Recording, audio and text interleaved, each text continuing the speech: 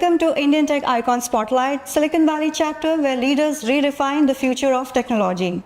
I'm Sheetal Acharya, and today on the Spotlight we have Mitalee Gujar, who is an impactful leader driving complex technologies into simple, high-impact solutions. Hi Mitalee, welcome to the show, and it's truly a pleasure to host you today. Hey Sheetal, thank you for inviting me, and I'm really happy to be here. Wonderful. So, excited to get into our conversation, Mitalee. So, to begin with, you have worked with Google, Cisco, and now at Amazon. So, how has working at these big names, helped you to learn and grow as a leader? If you could share your experience with these big names.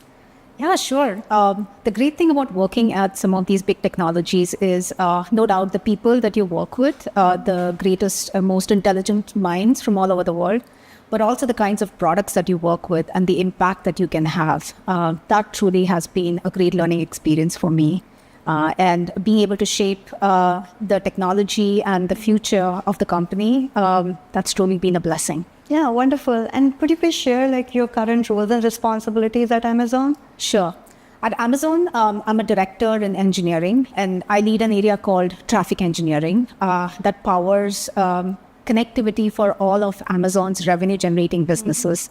So you can think of obviously Amazon Shopping, e-commerce that you and I use, but there's also Prime Video, there's ads, there's Alexa. And in order for this entire software to be able to have these services talk to each other globally across the world is really core pieces of foundational infrastructure that me and my team work on. Mm-hmm. And it must be absolutely kind of very interesting because of AI, and it would have been an interesting experience for you to kind of work on these projects. Definitely. I think the scale at which we are operating is truly mind-boggling. Amazon as a business keeps growing and keeps adding the business in new companies. So with that, I think it's the challenges are with respect to scale, security, and modernization of infrastructure. The infrastructure that's been around for over 2 decades. With AI, things are definitely... we are redoing a lot of things that we've done, taking a look at things differently. I have about 9 years of experience in AI, starting from, my time originally when I was at Amazon. I worked on Alexa technology. Amazon is a pioneer when it comes to conversational AI technology. So I was lucky to work in that. I worked at Google for 5 years, and I led a lot of their advertising products for small and medium businesses.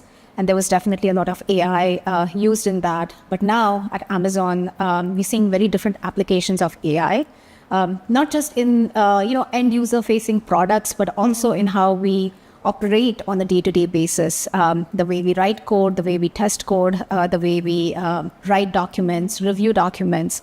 AI is powering each and every aspect of that. So I think in a way I have seen the AI evolution, and what is happening right now is truly phenomenal. And I'm very optimistic about what else can do with AI. Absolutely.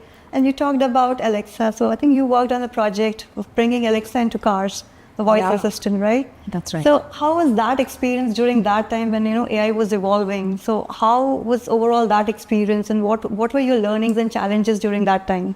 Yeah, so Gen AI or large language models was not a thing back then, but we had the traditional machine learning, if you may call it. These are machine learning models that in Alexa we have voice-based machine learning models that understand what you and I speak, and then it translates into textual language, which we call natural language understanding. And based on that, you can infer the intent of what someone is trying to say and then provide equivalent answers. Mm-hmm. So it's truly magical experience to be able to talk to a device, and it knows the world and it gives you information even before you have the time to go search for that. I think that's what Alexa was all about, and my role in that was to bring Alexa in cars. I think that was one of the best applications of voice technology, because like you say, hands on wheels, eyes on the road, and just use your voice to decide where you want to go or look up cool places that you want to go to. And being able to navigate from any point to any point, being able to understand how's the traffic looking like, are there any accidents, give me alternate routes. All of those experiences is what we worked on in Alexa. But it wasn't really large language model based. Now I think models can do a lot more. They are very sophisticated. They can reason. You can have literally like a dialogue kind of conversation. Back then it was just, I ask you, you answer me and try to give me like the best answer. It's more intelligent now. It's a lot more intelligent. So, talking about the evolution that we have seen in the technology, like how do you see the transformations happening or maybe like in coming future, how do you see the companies will transform using generative AI or now like agentic AI? Yeah, so with agentic AI, you can have many different agents being able to work in cohesion with each other. It's literally like real humans talk to each other and we make intelligent decisions. Agents are going to be able to do a lot of that. And so I think a lot of, some of the tedious tasks or some of which, we just did simple automation, but still needed a human in the loop. Some of those things are going to be done by agents, and that's going to leave a lot of time for us to do some of more intelligent work that we had to do. So for example, when I was at Google, I worked on AI in sales technologies to be able to empower Google sellers to converse with customers using, AI and being able to reach customers who they haven't previously sold ads to or help them through support kind of issues. And AI is truly phenomenal there because it lets you do a lot of things at scale, talk to many, many more customers that you could, even being able to answer things a lot more accurately because, humans make mistakes sometimes or in the case of sales, like there's a new seller talking to a customer every 3 months or so. So how do you remember what you said before? Machines can have a lot of capability in doing that. So right now my team is working on some Gen AI based agents that are, I'm working in the connectivity space, like I said, right now. There are many, many different foundational services that a builder needs to understand in order to launch something at Amazon scale. So this is where AI is truly helpful, where, agents can understand different parts of the infrastructure, be able to collaborate and come up with like the best answer for any kind of query that you might have or suggest the best possible next step for you, which previously it took like weeks and weeks of effort for someone to do it manually. So those are all possibilities that AI is making available for us. Not just that, being able to modernize your services and modernize the infrastructure.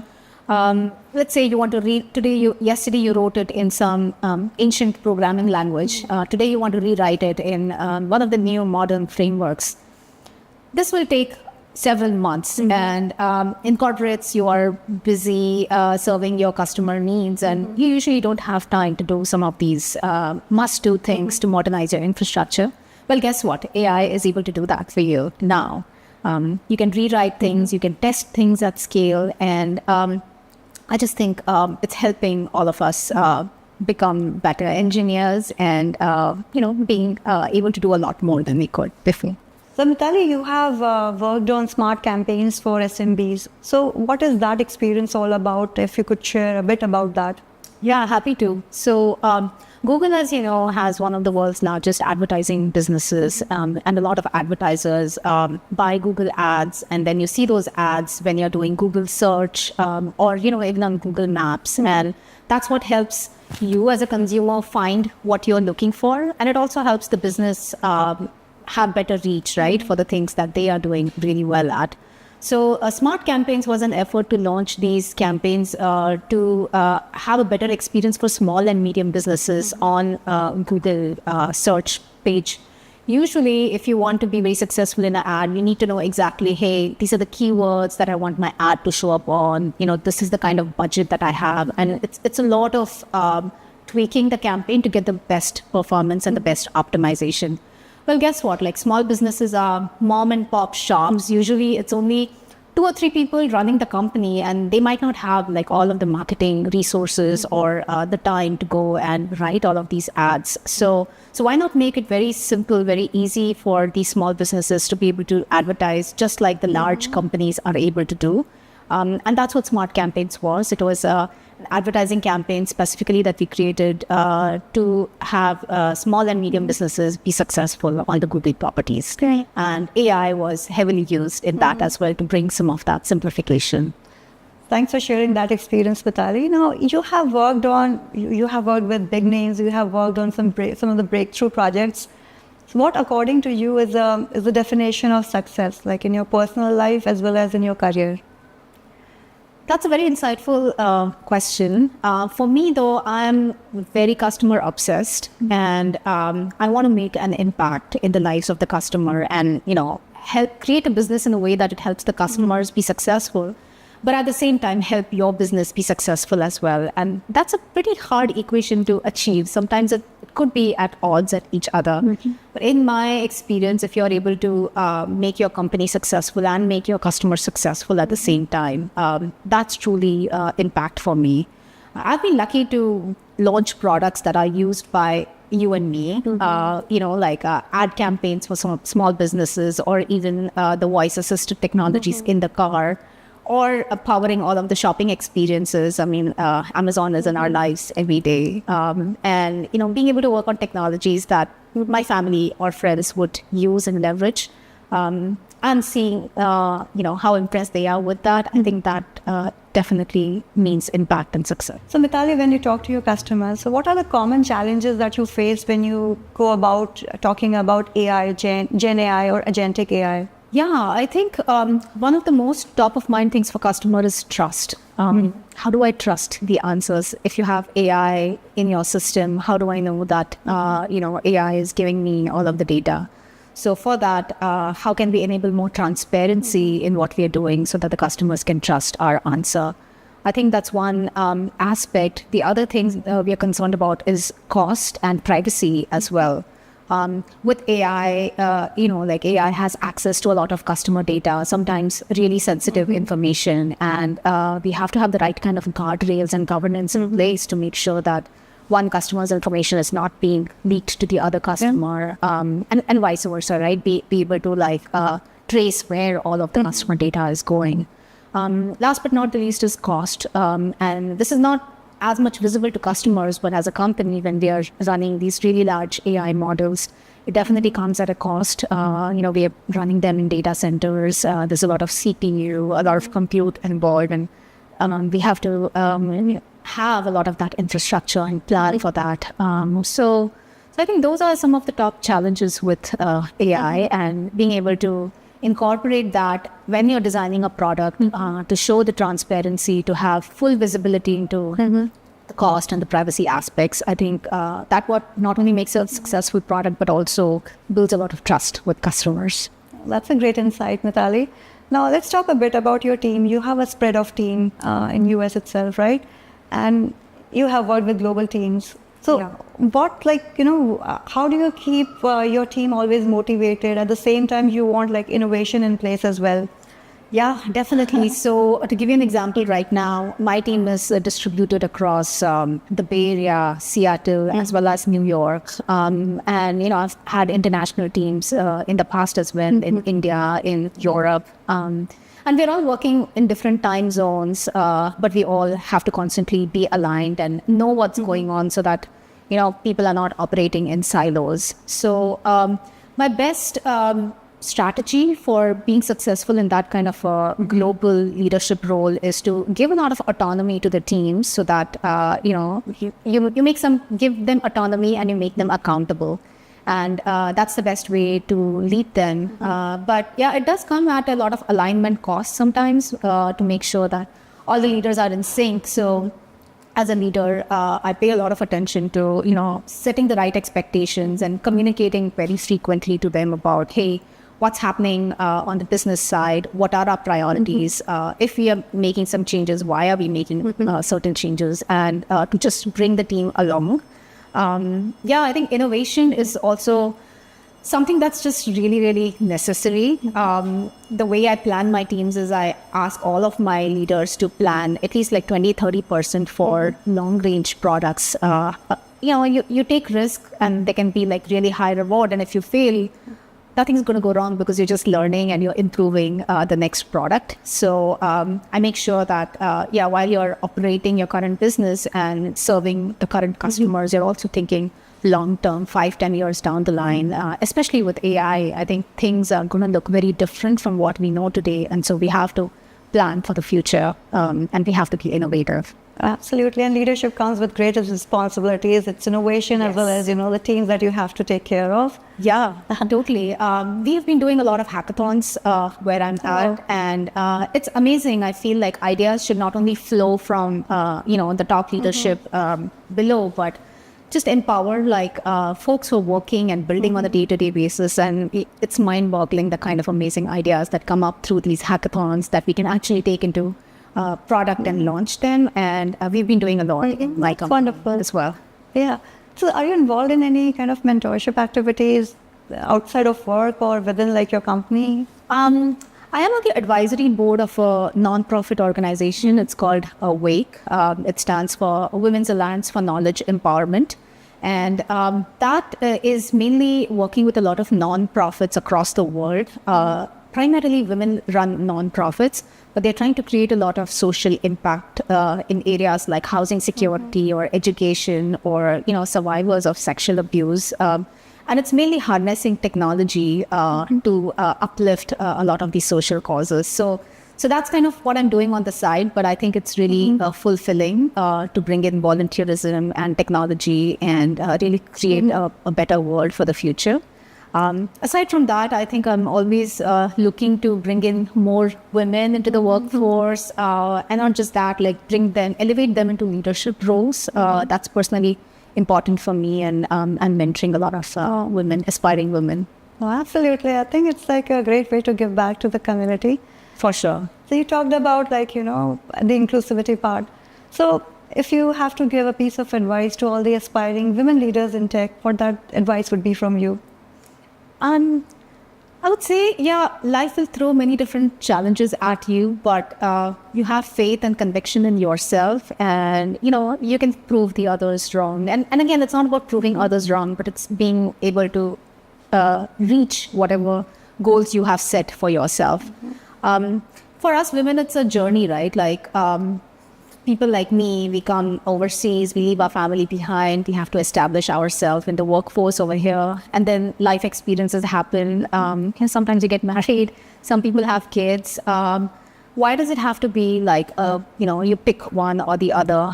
Why can't you be good at everything? So my advice would be don't be too hard on yourself. Women really try to be perfect in everything, and I think it's okay to be perfect in something, good in something else, and average in the third thing. The thing is you're getting better and you're trying, and that's what really matters, and that's what I want to see, that growth mindset in all the women. So Mitalee, talking to you, sharing all the insights on the technology and your experiences, it's been really very inspiring.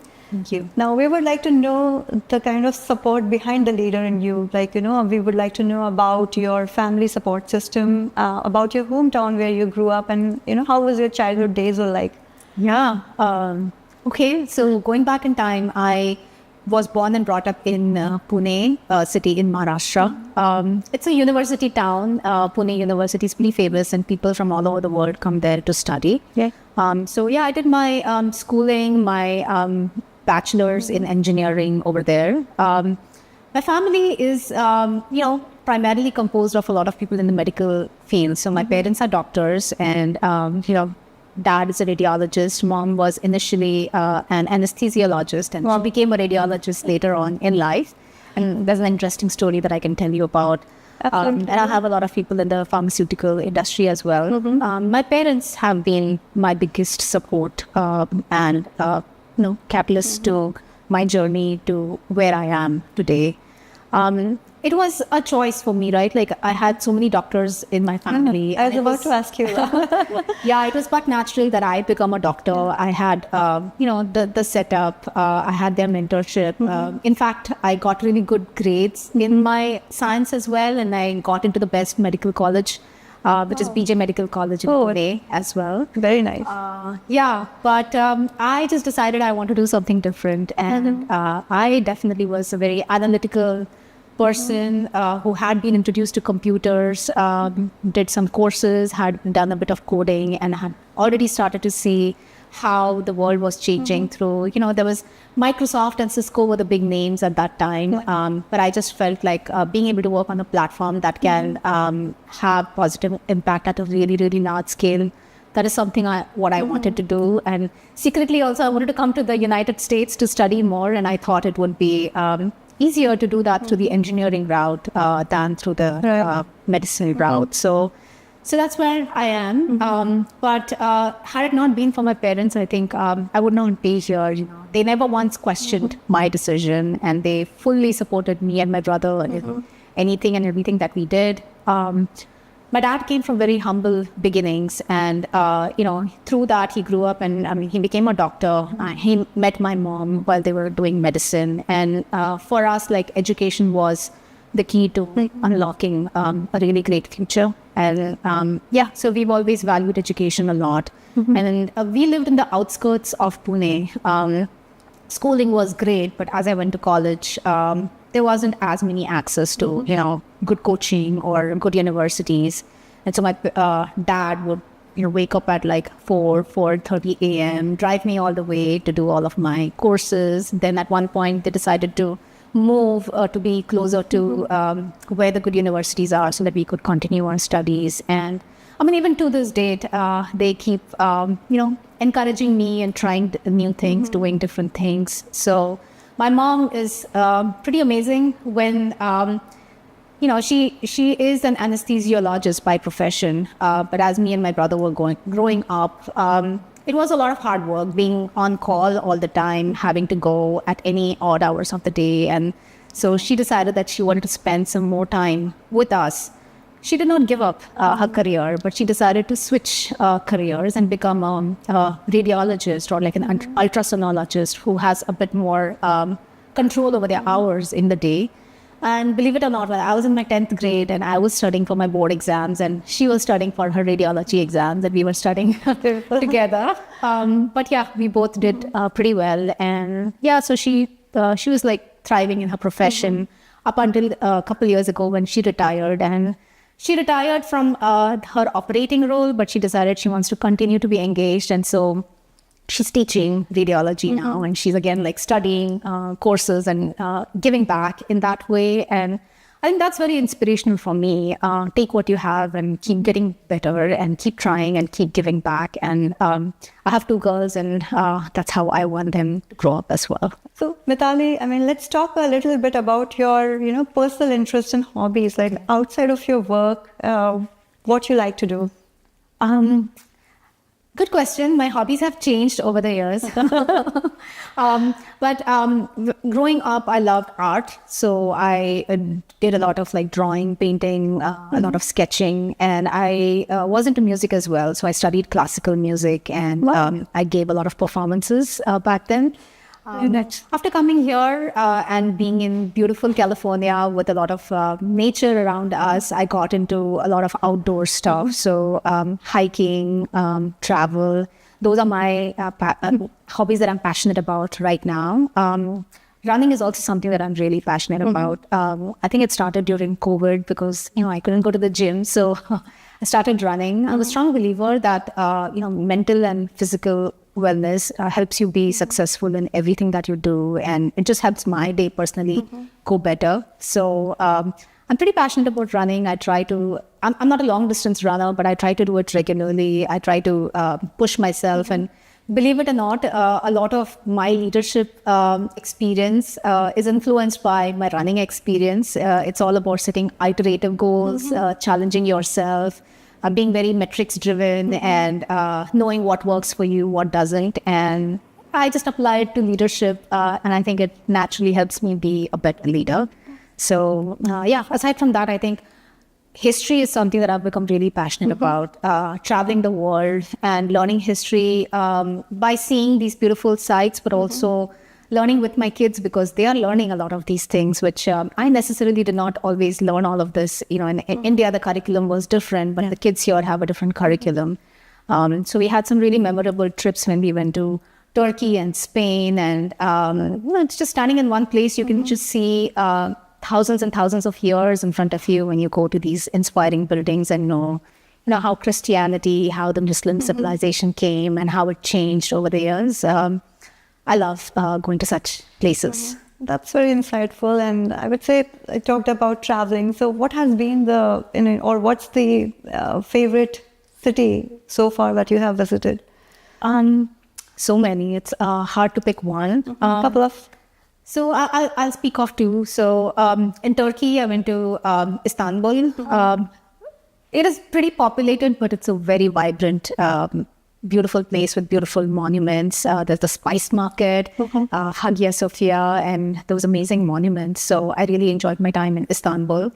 And then when I was in Spain, I went to this quaint place called Ronda. It is a nice little village up top on the hill, and they have a beautiful bridge over the river. And there's like a bullfighting rings, but also beautiful little hikes that you can go to.